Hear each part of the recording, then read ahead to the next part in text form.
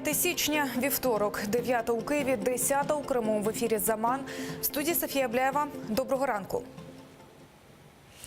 Екс-міністра охорони здоров'я Криму Петра Михальчевського заарештували в Херсоні. Міський суд обрав для нього міру запобіжного заходу у вигляді тримання під вартою строком на місяць до 5 лютого. У прокуратурі вважають, що робота Михальчевського в так званому уряді Республіки Крим є державною зрадою.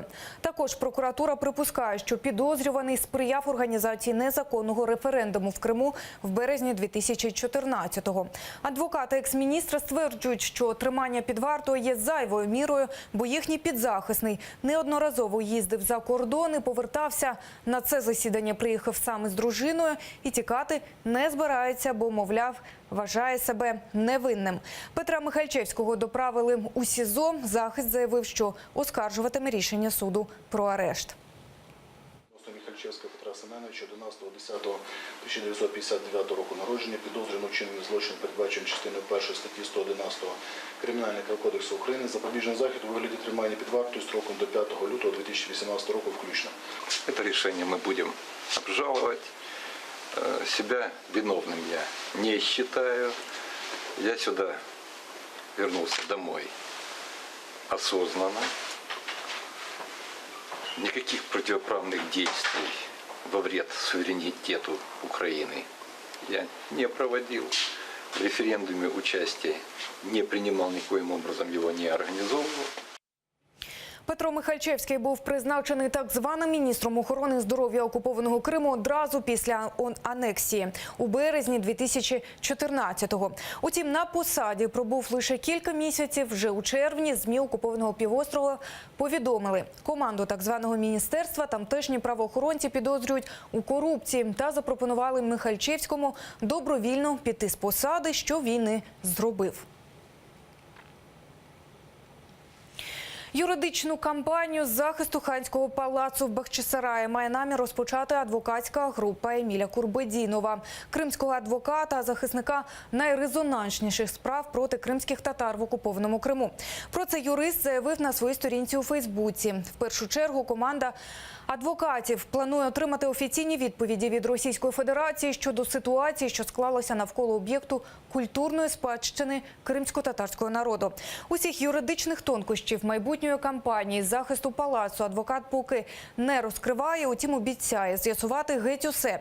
Від того, куди були вивезені демонтовані будівельні матеріали, до того, які фірми виступили підрядниками і хто ініціював і погодив цей демонтаж. Також адвокати планують звернутися в ЮНЕСКО з проханням провести виїзну комісію в палаці.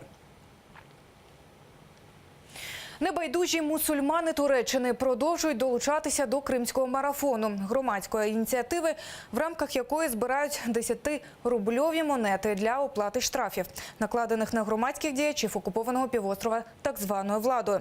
На цей раз гроші збирають для оштрафованих кримських татар за участь в одиночних пікетах, які відбулися у Криму торік, 14 жовтня. Фотографії мусульман Туреччини поширили на Фейсбук-сторінці ініціативи «Кримська солідарність». Ініціативу під назвою «Кримський марафон» громадські діячі Кримської солідарності започаткували торік улітку. В рамках акції збирають кошти на користь кримчан, яким окупаційні суди призначили надмірні штрафи. Також акція має на меті підтримати родини політв'язнів на окупованому півострові. За український Крим та припинення війни в Україні, Грузії та Сирії. Спільну паралельну акцію «Флешмоб» напередодні провели в Москві та Чикаго. Про це на своїй сторінці у Фейсбуці заявила Віра Лаврешина, московська активістка, яка постійно виходить на акції з підтримки Криму та репресованих там кримських татар. Цього разу, повідомила вона, на вулиці Росії та США вийшли десятки людей і закликали Росію піти з Криму та припинити військові дії. У руках тримали плакати «Росія, йди з Криму», «Терористи не мусульмани Криму, а загарбники з Кремля», «Зупиніть війну в Сирії, Україні, Грузії». Мы просим всех, кто нас видит, распространять это видео, присоединяться к антивоенному движению, поскольку мы считаем, что Путин и Асад – это тираны, которые никогда не остановятся сами, будут все время воевать а они должны предстать перед трибуналом как военные преступники.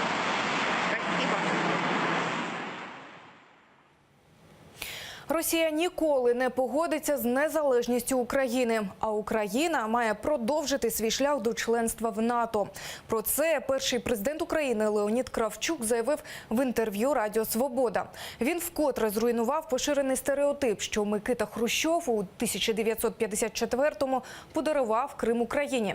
За словами Кравчука, Хрущов нав'язав Крим Україні економічно, і вона все ж поставила півострів на ноги.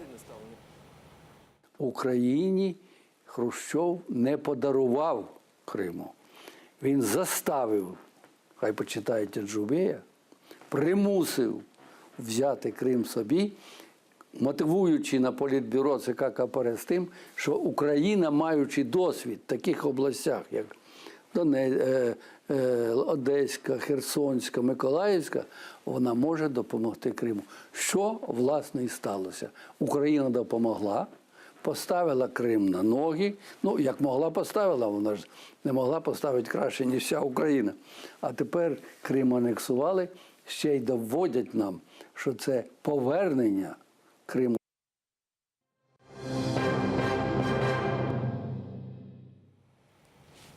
Перемір'я не діє. За минулу добу 3 українських військових дістали поранень. Вони постраждали від ворожих обстрілів із заборонених 120-мм мінометів. Найважче було на Луганському напрямку. Там, на Світлодарській дузі, бій з застосуванням великокаліберних кулеметів та важких мінометів тривав близько 4 годин. На Донецькому напрямку противник застосував бронемашини та гранатомети.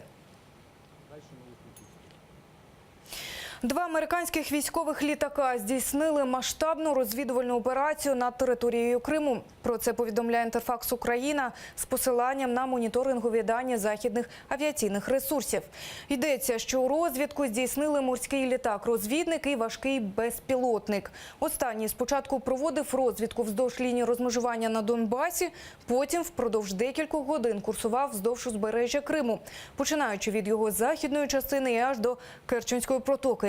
Інший патрульний літак ВМС США «Посейдон» вилетів з авіабази на Сицилії і був помічений над Севастополем. Росія поки жодних повідомлень з цього приводу не надала.